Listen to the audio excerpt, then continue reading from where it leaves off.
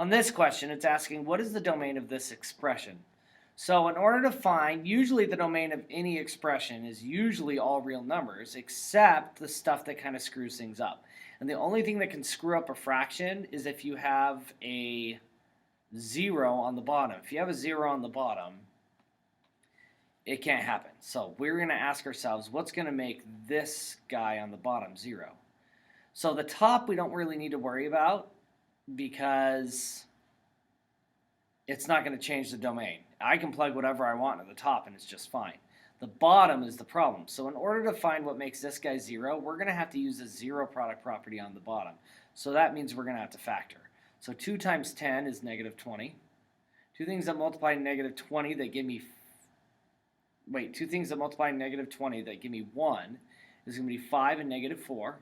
So if I take this guy right here and I factor him, it's going to be 2p squared minus 4p plus 5p minus 10.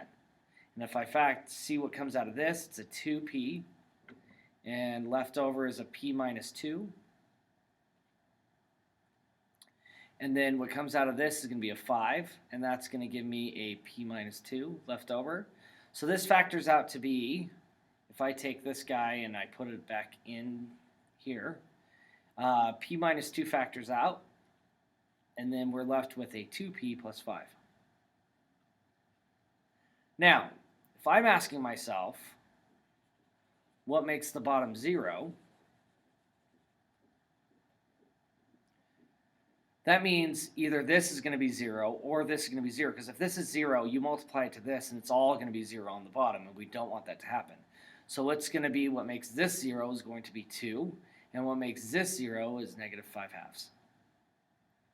So those are the things that make the bottom 0. But my answer is going to be the set of all p's such that my rule is going to be that p cannot be 2 or negative 5/2.